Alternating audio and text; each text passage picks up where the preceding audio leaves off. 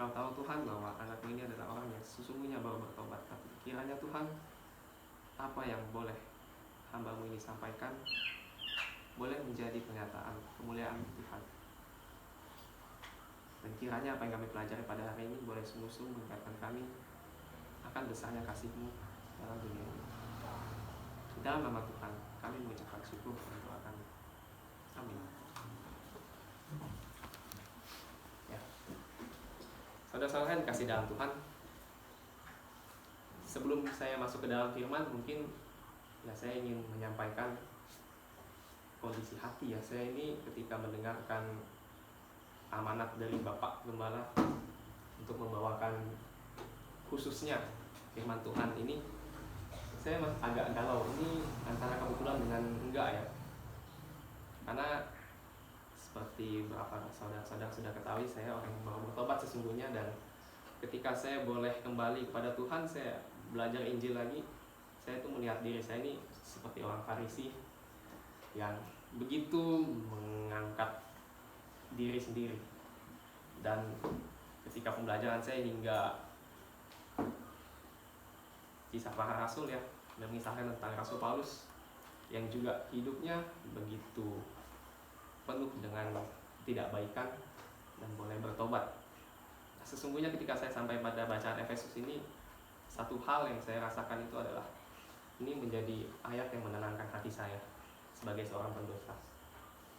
Nah itu ketika saya dapatkan tanggung jawab untuk membawa firman ini, ya, saya antara kebetulan atau bukan, tapi saya kira ini juga bagian dari rencana Tuhan untuk boleh saya membawakan sebagai orang yang berdosa, untuk boleh punya kesempatan menyampaikan firman Tuhan. Ya. Saudara-saudara, firman yang akan kita pelajari pada hari ini adalah Efesus bab 2 ayat 11-13 yang diberikan judul oleh Lembaga Alkitab Indonesia, Dipersatukan di dalam Kristus. Saya mohon suara lantang Bapak Hendik untuk membacakan firman Tuhan. Oke. Efesus 2 ayat 11 sampai yang ke-13. Karena itu ingatlah bahwa dahulu kamu sebagai orang-orang bukan Yahudi menurut daging, yang disebut orang-orang tak bersunat oleh mereka yang menamakan dirinya sunat, yaitu sunat lahiriah yang dikerjakan oleh tangan manusia. Bahwa waktu itu kamu tanpa Kristus tidak termasuk kewargaan Israel dan tidak mendapat bagian dalam ketentuan-ketentuan yang dijanjikan, tanpa pengharapan dan tanpa Allah di dalam dunia. Tetapi sekarang di dalam Kristus Yesus, kamu yang dahulu jauh sudah menjadi dekat oleh darah Kristus. Demikian firman Tuhan. Terima kasih Bapak Hendik sudah membacakannya dengan suara yang lantang ya. Nah, saudara-saudara, minggu lalu dan 2 minggu lalu kita telah belajar dari penyampaian Mr. Evan dan juga Mr. Kes bahwa segala sesuatu dalam dunia ini hanya ada oleh karena kasih karunia Tuhan saja dan bukan pekerjaan manusia. Ya, dalam kesempatan ini saya ingin menyampaikan firman Tuhan yang saya berikan tema, oleh darah Kristus semua manusia berhak atas keselamatan dan perdamaian. Oleh darah Yesus Kristus semua manusia berhak atas keselamatan dan perdamaian. Nah, sebelum kita membahas tentang keselamatan dan perdamaian itu, saya ingin mengajak saudara-saudara untuk mengingat masa-masa di mana kita memakan bangku sekolah, kalau kata Pak Hendik ya. Kita makan bangku sekolah lagi nih. Ya. Kalau kita dulu sekolah pasti ada momen di mana kita mengerjakan tugas kelompok. Ya. Nah, guru akan kasih tugas kelompok dan menyuruh kita bagi kelompok. Nah, saudara-saudara, kita ingat ya, kalau dulu bagi kelompok pasti udah ada geng tertentu. Ya, cowok-cowok, cewek-cewek udah kebagi ya. Cewek yang suka gosip bareng pasti ngumpul di sini. Ya, cowok yang satu geng, entah geng sepeda atau geng main kartu pasti ngumpul bareng. Ya, kadang ada juga yang nyampur cowok cewek. Biasanya itu kalau yang cowoknya udah agak melehong sedikit, nah yang suka gosip pasti gabung sama cewek. Ya, kita bisa ingat teman-teman kita tuh. Atau mungkin ada di antara saudara-saudara yang kalau bikin kelompok nih gak punya kelompok. nggak ada ya, syukurlah. Kalau saya itu saya dulu ya, kalau saya dulu itu kelompok orang-orang yang nggak punya kelompok, jadi kelompok sisa ya, yang tersisihkan nih ya, ya karena kalah cepat atau emang kurang bergaul. Kalau saya sih dulu kebetulan kurang bergaul, begitu antisosial jadi selalu kelompok sisa. Nah saudara, ketika kita sudah punya geng ini ya, kadang guru juga iseng, dia nggak suka nih gengnya gitu-gitu aja, maka dia akan bilang harus ada nih cowoknya atau ceweknya jadi satu. Nah biasanya itu udah agak susah nih ya, cowok-cowok kalau gabung sama cewek kan, dulu kita masih bocah-bocah sih, aduh apaan sih, geli-geli. Kalau sekarang malah mencari-cari ya, kalau sekarang mungkin mencari-cari kesempatan supaya dekat ya. Nah kita perhatikan mungkin kalau dulu kita kerja kelompok, ketika kita digabungkan ya, kelompoknya dipaksa nih, pasti ada momen dimana kita nih males sebenarnya kelompok ini ya. Aduh, ada yang ceweknya terlalu ribut lah, ada yang males kerja lah, apalagi cewek-cewek ini biasa nih gabung sama kelompok cowok pasti males, karena asumsinya biasa cewek lebih rajin ya kan, cowoknya biasa terima jadi, ikut-ikut aja numpang nama. Wah, silakan mengaku dosa saya syukurnya enggak ya, tapi ya ini pasti ada kejadian ya. Nah di situ saudara, dalam hal kelompok ini kita melihat dunia saat ini juga sesungguhnya seperti itu ya. Bahkan kita hingga saat ini mungkin dalam kegiatan berkelompok itu mengalami kesulitan ya, terutama mungkin yang di asrama ya, ketika kita harus kelompok sama orang yang kita tidak pilih ya, dipasangkan dengan siapa, kadang kita merasa susah nih. Aduh, ini beda, entah agamanya, entah sukunya, cara ngomongnya. Aduh, ini temannya bau-bau ya kan, ada yang malas mandi ya, begitu banyak kesulitan atas perbedaan ini. Nah, saudara, saya mengajak kita untuk melihat ke masa lalu ya. Sesungguhnya itulah yang dialami oleh bangsa Yahudi pada masa itu ya, tepatnya pada tahun 49 Masehi ya. Itu ketika ada konsili Yerusalem yang memberikan sebuah kebijakan yang begitu keras, di mana bangsa-bangsa yang bukan Yahudi itu boleh menjadi Kristen tanpa perlu disunat. Sunatnya sunat beneran, sunat begitu adanya sunat potong bukan ngomongin tentara, tapi benar-benar sunat ya. Dan mereka juga nggak perlu melakukan beberapa jenis puasa ya. Nah tentunya hal itu membuat ketidaknyamanan bagi bangsa Yahudi yang pada saat itu menganggap keselamatan itu adalah menang dari bangsa lain, bukan keselamatan yang sesungguhnya kita pelajari saat ini. Sehingga pada waktu itu Rasul Paulus harus menuliskan surat, walaupun dia sedang dipenjara ya, kepada jemaat-jemaat di Asia dan salah satunya juga di Efesus ya. Surat yang pertama yang telah dibawakan 3 minggu lalu itu sebenarnya surat yang ditujukan kepada bangsa Yahudi ya. Rasul Paulus ingin mendoakan mereka supaya memahami konsep keselamatannya. Dan di surat yang kedua ini ya, pasal yang kedua ini ingin ditujukan kepada bangsa non-Yahudi, yang bukan orang Yahudi, atau bahasa Inggrisnya the Gentiles ya, dibilangnya dalam kitab suci versi bahasa Inggris. Itu kepada kaum-kaum bukan Yahudi, termasuk kita yang saat ini memang bukan dari keturunan Yahudi. Nah saudara, itulah yang menjadi motivasi Rasul Paulus waktu itu menulis surat supaya memperdamaikan bangsa Yahudi dan non-Yahudi ini, karena ada perbedaan konsep keselamatan itu. Nah di sini yang akan kita pelajari yaitu Efesus pasal yang kedua ayat 11 sampai ke 13. Ayatnya yang 11 telah dibacakan oleh Bapak Hendik ya tadi. Karena itu ingatlah bahwa dahulu kamu sebagai orang bukan Yahudi menurut daging, yang disebut orang-orang tak bersunat oleh mereka yang menamakan dirinya sunat, yaitu sunat lahiriah yang dikerjakan oleh tangan manusia. Nah saudara, ini ayat ke-11 ini sebenarnya ingin menunjukkan identitas kita ya. Rasul Paulus berbicara kepada bangsa bukan Yahudi. Dia ingin menyebutkan identitas kita pada waktu itu yang belum diselamatkan, yang dibilang tidak bersunat ya. Rasul Paulus mengajak kita untuk mengingat. Karena itu ingatlah bahwa dahulu kamu sebagai orang bukan Yahudi. Nah kita kalau diajak mengingat itu tentunya kita akan ada satu hal ya di masa lalu kita, status kita yang boleh kita ingat. Misalnya kayak Mr. Alfi, ya dulu belum menikah, sekarang sudah menikah kan, sekarang statusnya sudah menikah, diajak mengingat, kamu nih dulu belum menikah, ya. Kamu nih dahulu status kamu bukan menikah. Nah, Rasul Paulus ingin menyatakan sebuah posisi kita dahulu. Tentunya kalau kita mau lihat, namanya mengingat itu adalah sebuah kejadian lampau. Nah, sebuah kejadian lampau dan biasanya ada perubahan, ya kayak tadi Mr. Alfi saat ini sudah berkeluarga, ya dahulu masih galau-galau, ya dia bikinin sarapan, ya kan, diajak ingat kamu dulu menikah, ya belum ada yang bikin sarapan. Nah, ada sebuah perubahan biasanya, entah itu baik entah itu buruk. Dan kalau diajak mengingat, itu sudah pasti hal yang pernah terjadi. Saya ulangi, kalau mengingat itu pasti pernah terjadi, nggak mungkin hal yang nggak pernah terjadi. Makanya di sini ingin dinyatakan, ya, bahwa sebenarnya kita semua itu dulu statusnya tuh ini loh, tak bersunat. Disebutnya tak bersunat, ya. Kamu ini bukan bangsa Yahudi secara lahiriah.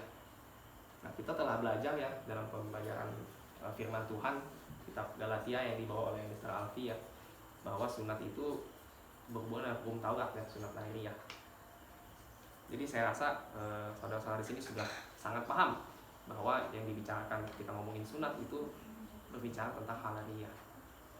Tetapi dalam kesempatan ini saya ingin mengajak saudara untuk boleh kita pelajari bersama, ya, kalimat terakhir dalam ayat ini, ya.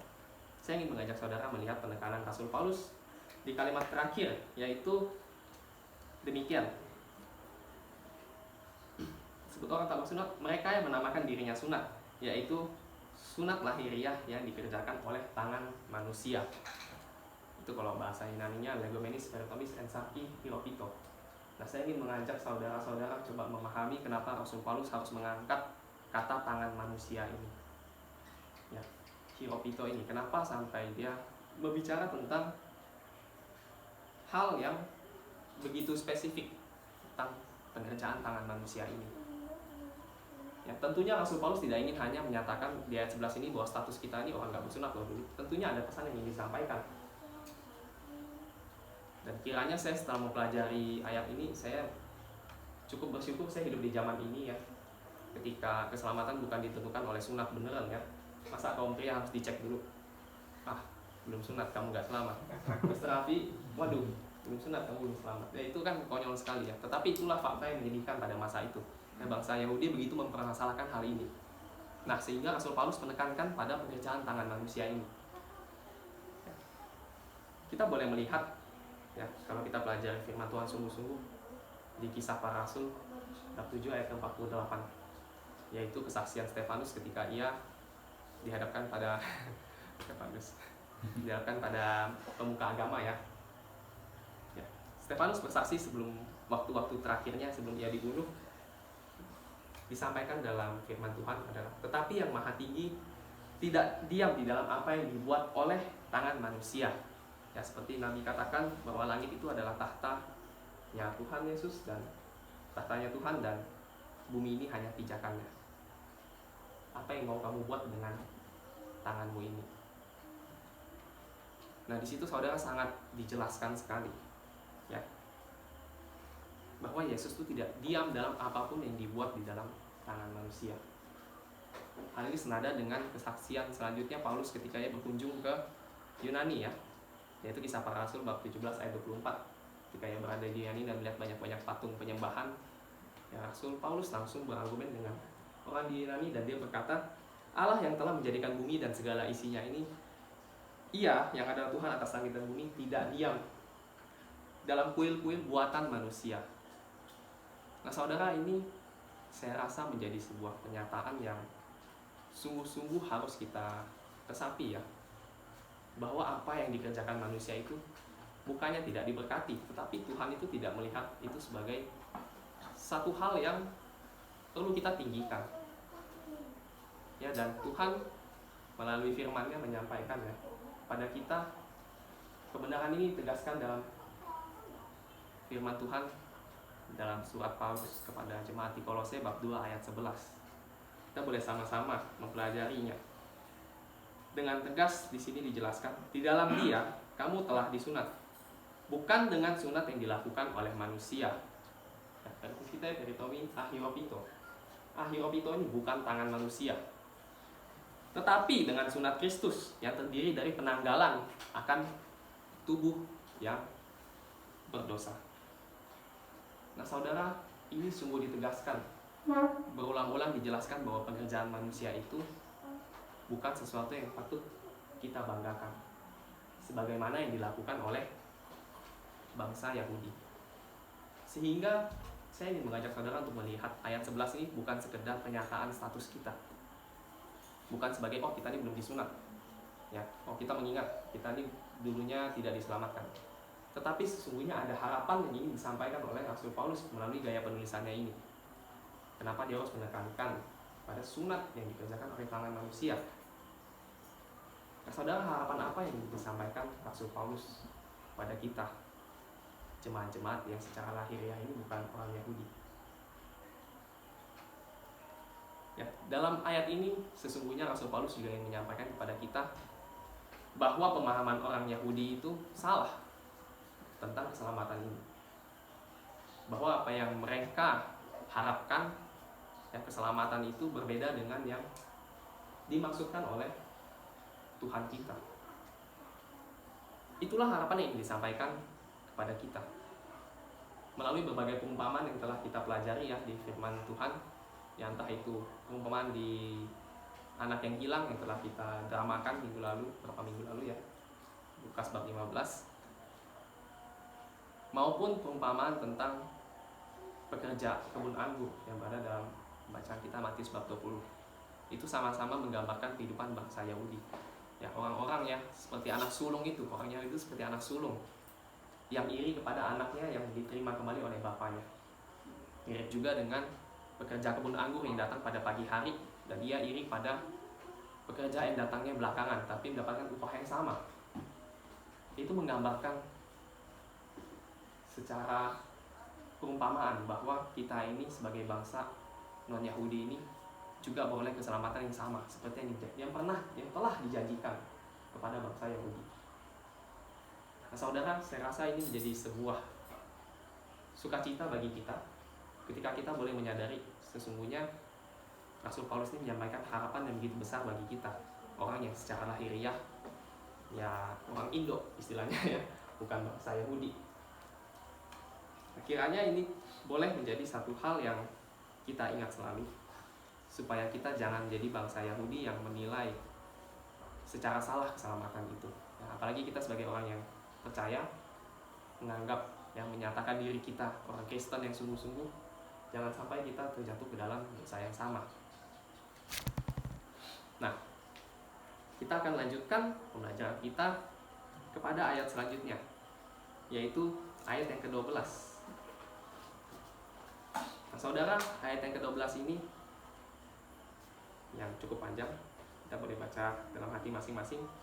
Kalau kita teliti, ya, sesungguhnya ini Rasul Paulus ingin menyampaikan kepada kita kondisi, ya, kondisi ketika kita berada dalam situasi masa lalu tersebut, yaitu belum diselamatkan, ya, seperti mengajak Mr. Alfi mengingat lagi, ya, ketika belum ada pendampingnya seperti apa, ke sekolah sendiri, ya, pulang malam ya nggak apa-apa, nggak ada yang pusingin, sekarang ada yang menanti, ya, seperti masa-masa sekarang saya sama Mas Kes lah, ya, kalau lagi nggak ada pasangan, ya kan, penuh kegalauan, menantikan sesuatu, ya, begitu hilang harapan, ya, senasib ya kita, ya, banyak keputusasaan, kekecewaan.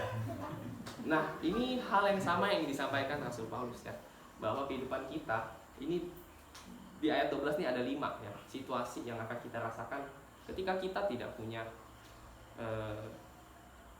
tidak mendapatkan keselamatan itu, ya, tidak mendapatkan janji itu. Situasi yang pertama adalah kita hidup tanpa Kristus, ya. Kalau di sini catat tulisannya tanpa Kristus. Sesungguhnya ini kalau kita pelajari baik-baik menarik, ya, saudara. Kenapa ada berbicara tentang Kristus lalu di yang ayat terakhir berbicara tentang tanpa Allah? Kenapa dibedain sih? Saya ketika baca juga bingung. Kok ada satu tanpa Kristus dan satu tanpa Allah? Tapi kalau kita mau pelajari sungguh-sungguh, Sesungguhnya ini menjadi suatu hal yang luar biasa mau kita pelajari, bahwa dalam ayat ini telah Rasul Paulus ingin menyampaikan konsep Tritunggal juga. Ada konsep Tritunggal yang ingin disampaikan dalam bacaan ini. Ya, kenapa sampai dibedakan Kristus dan juga Allah. Nah, kita pelajari bersama dulu yang bagian pertama, yaitu hidup tanpa Kristus. Hidup tanpa Kristus ini kalau kita baca dalam bahasa Inggris ya, mungkin akan lebih mudah dipahami. Kalau dalam bahasa Inggris dia bilang separated from God. Saya rasa itu terjemahan yang lebih mudah dipahami. Separated from God. Bukan tanpa Tuhan ya, bukan tanpa Kristus. Saya rasa akan lebih mudah dipahami seperti itu. Ya, karena dalam bahasa Yunani sendiri ya, itu dibilang choris Christos. Choris ini maknanya terpisah, bukan tanpa. Saya tidak menyalahkan lembaga Alkitab, tapi saya mengajak untuk memahami unsur katanya yang dari sananya supaya kita lebih mudah memahami dan kita dapat pada akhirnya mengerti konsep Trinitas yang ingin disampaikan oleh Rasul Paulus ini.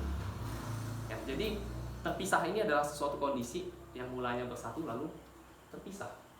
Ya, kayak Mr. Cash kalau ke Kaltim nih, ya kan berarti kan terpisah dari seseorang yang berada di Kalteng. Nah, begitu juga penggunaan kata choris ini memisah, terpisah itu seperti itu. Ya, seolah kita berada dalam satu rumah, lalu ada yang pergi. Nah, itu terpisah. Nah, saudara, apakah ketika kita terpisah ini kita itu menyadari akan hal itu? Ya, mungkin tidak. Sama seperti anak yang hilang itu ya, prodigal son ya, anak bungsu yang pergi. Dia pergi karena mengejar harta. Nah, itu terpisah dari rumah yang seharusnya. Rasul Paulus menulis kata-kata ini, ya, Choris Christos ini ingin menggambarkan sesungguhnya kita ini terpisah dari rumah Kristus, rumah Bapa ini. Ya, dan konsep Trinitas yang disampaikan Rasul Paulus itu akan semakin mudah kita pahami kalau kita lihat dalam Yohanes bab 10 ya, yang menjelaskan tentang gembala yang baik. Ya, bab 10 ayat 14 sampai 16. Di situ jelas-jelas menggambarkan di mana Tuhan Yesus itu adalah gembala kita yang mengenal domba-dombanya dan sebagaimana ia mengenal Bapanya, dan Bapa mengenal dia dan ia rela berkorban. Dan pada ayat yang ke-16 yang begitu bagi saya menenangkan hati saya sendiri ya, ketika dijelaskan bahwa Tuhan Yesus berkata ada lagi daripadanya domba-domba lain yang harus ia tuntun. Dan domba ini akan mendengarkan perkataannya dan akan bersatu menjadi satu jemaat, satu kandang ya, dengan satu gembala. Nah, saudara, ini membicarakan tentang kita bangsa Noh, bukan Yahudi tersebut, yang sesungguhnya ingin dituntun oleh Tuhan untuk bersatu kembali. Dan dijelaskan pada ayat 10 ini ya, pada pasal 10 Yohanes ini juga sebenarnya begitu menjelaskan Trinitas, begitu menjelaskan tentang konsep Trinitas itu, di mana Tuhan Yesus itu digambarkan sebagai pintu masuk ke dalam kandang itu, yang mana kandang itu sendiri adalah rumah Bapa. Saudara, saya merasa sungguh diberkati ketika boleh mempelajari firman ini dan semakin mengerti tentang konsep Trinitas itu, yang mungkin sekilas tidak kelihatan dari ayat 12 yang hanya menyatakan, seolah menyatakan kondisi-kondisi ini. Tapi kalau kita pelajari, ini boleh menguatkan iman kita, boleh menguatkan lagi pengharapan kita. Yang sayangnya pada kesempatan 3 minggu lalu kita nggak pelajari ya Efesus bab pasal 1 itu karena salah informasi ya. Sebenarnya Efesus pasal 1 ayat 20 dan 23 itu menguatkan sekali tentang konsep yang ingin disampaikan pada harapan yang ingin disampaikan pada pasal 2 ini ya, di mana Yesus menyatakan ya, Tuhan menyatakan bahwa Yesus itu adalah kepala dari setiap jemaat dan kita ini jemaat yang akan dipersatukan dalam satu tubuh. Nah, itu sesungguhnya pengharapan yang disampaikan pada Efesus bab 2 pada ayat A-nya yang pertama. Lalu situasi kedua, di mana kita tidak memperoleh keluarga negara Israel dan tidak mendapatkan janji keselamatan itu. Yang kedua dan ketiga ini ingin membawa kita kembali untuk menyadari bahwa ya dahulu keselamatan itu dijanjikan hanya kepada bangsa Yahudi ya dalam perjanjian lama. Jadi kita ini bangsa yang diasingkan ya. Kalau misalnya bahasa Inggris tuh bagian kedua ini bukan warga negara sana, itu bahasa Inggrisnya alienated. Ya alien. Kita nih ibarat alien ya. Kalau orang kita yang anak generasi sekarang mungkin nggak paham alien ya, beda tontonan. Kalau kita dulu paham sekali kalau alien ini ngomongin makhluk asing, entah bendanya kayak apa, dia akan datang terus menjajah dunia kita. Nah ini bahasa asalnya itu alienated ya, kita dianggap orang asing. Jadi ketika kita menjadi bangsa yang tidak menerima keselamatan itu ya, kita dianggap orang asing, sama seperti alien, tidak berada pada tempatnya. Kita ini kayak alien. Itu saya rasa situasinya begitu menyedihkan kalau kita mau melihatnya ya. Kita nggak dianggap lagi. Bagaimana perasaannya menjadi orang yang tidak dianggap lagi, itu sungguh menyedihkan. Nah, tapi tentunya selalu ya, kalau kita mau belajar firman Tuhan, sesungguhnya dalam penyampaian ini ingin disampaikan sebuah harapan yang pada pembelajaran kita Galatia juga kita telah pelajari ya. Galatia di pasal yang ketiga ayat 8 sampai ke 9 itu menjelaskan kitab suci yang menjelaskan dirinya sendiri. Saya bacakan, dan kitab suci yang sebelumnya mengetahui, kitab suci itu mengetahui bahwa Allah membenarkan orang-orang bukan Yahudi oleh karena iman, telah terlebih dahulu memberitakan Injil kepada Abraham, olehmu segala bangsa akan diberkati. Saudara, saya rasa ini sebuah pengharapan yang ingin disampaikan di pasal Efesus pasal 2 ayat ke-12 ini, bahwa dalam situasi di mana kita yang tidak diselamatkan, masa tidak diselamatkan ini, kalau kita ingin sungguh-sungguh belajar firman Tuhan, sesungguhnya keselamatan itu sudah predestin ya, sudah ada sebelumnya, sudah ada janjinya. Saudara, saya rasa itu menjadi satu hal yang boleh kita ingat selalu ya, bahwa ketika mempelajari firman, kita juga ingin melihat dari sisi lain. Kita boleh mencari penguatan-penguatan firman, ayat-ayat yang kita baca itu. Ya, tadi kita telah pelajari ya. Dan begitu juga pada kondisi keempat, yaitu tanpa pengharapan. Ya, tentunya tanpa pengharapan ini sungguh hal yang tidak sesempit maknanya kita kayak no hope, seperti aduh saya nih kayaknya bisnisnya gagal, nggak punya harapan lagi ya, atau kita ini kayaknya tampangnya segitu-gitu aja, kayaknya nggak punya nih harapan mengejar orang yang kita kasihi ya. Kayaknya nggak sesederhana ini kalau kita baca pengharapan nih, karena tanpa harapannya jadi petik itu hope-nya ya. Sebenarnya pengharapan apa sih yang dimaksudkan oleh Rasul Paulus dalam tulisan ini? Nah, kalau kita ingin pelajari firman Tuhan sungguh-sungguh, kita akan menemukan di surat pertama Rasul Paulus ke Tesalonika ya, bab 4 ayat ke-13 sampai ke-14 ya. 1 Tesalonika pasal ke-4 ayat 13 sampai 14. Nah, di situ Rasul Paulus sebenarnya ingin mengingatkan kita ya, bahwa Paulus itu tidak ingin kita hidup berduka cita seperti orang yang tidak punya pengharapan. Nah, ini pengharapan yang dimaksud ya, karena di ayat 14 kita tahu pengharapan apa sih yang dibicarakan, yaitu pengharapan tentang kebangkitan ya. Karena jikalau kita percaya bahwa Yesus telah mati dan telah bangkit, maka kita percaya juga bahwa mereka yang telah meninggal dalam Yesus akan dikumpulkan Allah bersama-sama dengan Dia. Nah, ini berbicara tentang kebangkitan, kehidupan setelah kematian yang menjadi misteri kita semua. Dan satu hal saya belajar akan firman Tuhan yang ini mengingatkan saya pada Kaisar pertama Cina ya, Qin Shi Huang itu, yang begitu takut akan kematian sampai ia harus kirim ekspedisi, kirim orang-orang untuk mencari obat keabadian itu, karena dia dalam keadaan sakit waktu itu ya. Begitu putus asanya dan tanpa pengharapan, dia menyuruh orang untuk mencari obat, sampai dia bikin kuburan bawah tanah terakota itu karena dia ingin hidup selamanya kan. Dan bahkan dia ditipu, bukan ditipu sih ya, dikerjain sama prajuritnya sendiri yang bernama Sufu ya. Sufu ini pandai, dia bilang dia udah ketemu obatnya, minta dong prajurit. Pergi lagi, lalu kembali lagi, dia minta lagi, saya udah ketemu sama naga, ketemu sama apa, saya nggak bisa nih, butuh prajurit lagi. Lalu dia pergi dan tak kembali. Bayangkan Kaisar pertama yang itu dalam keadaan sakit ya, pengen selamat, pengen hidup selamanya, terus ditipu kayak gitu ya. Maksudnya mengalami, kalau bahasa kita zaman sekarang mungkin penipuan sepertinya begitu sakit hatinya dia dalam kondisi tanpa pengharapan akan kehidupan setelah ini, membuat dia melakukan segala cara. Nah saudara, itu yang ingin boleh menjadi satu hal perenungan kita ya dalam mengingat masa lalu kita. Ya, dan yang terakhir adalah kehidupan tanpa Allah di dalam dunia. Ya. Yang kelima, kondisi yang ingin disampaikan Paulus ketika kita ini hidup sebagai orang yang tidak menerima keselamatan, yaitu tanpa Allah di dalam dunia. Kai akai entokosmos.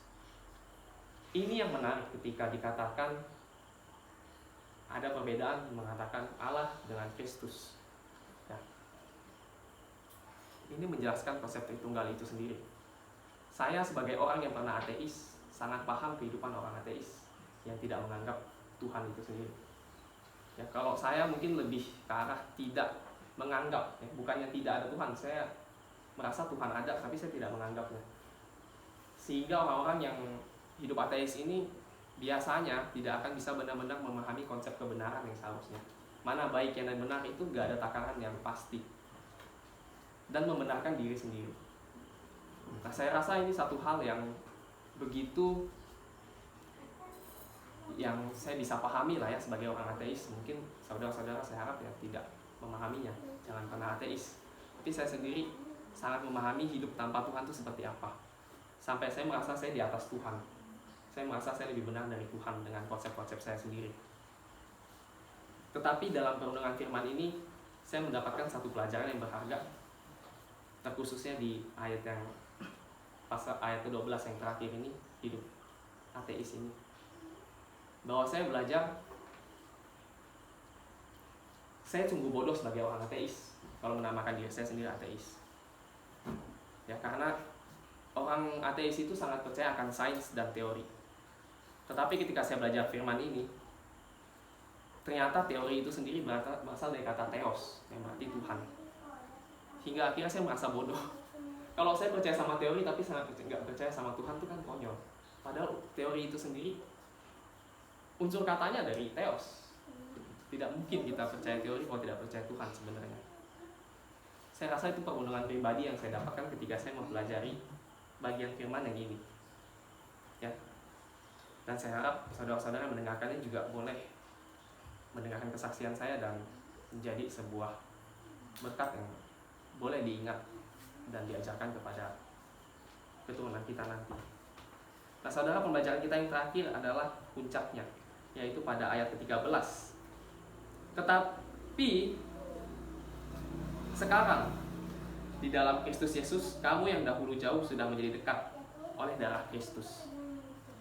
Nah saudara, di ayat ke-13 ini Rasul Paulus ingin membalikkan semua yang telah kita renungkan, ya. Boleh kita pahami kita ini orang yang tidak punya harapan, kita ini orang yang begitu sedih, begitu kecewa akan hidup kita, tidak punya pemahaman akan keselamatan, begitu khawatir akan kematian. Tetapi di ayat ke-13 ini Rasul Paulus langsung membalikannya semua itu.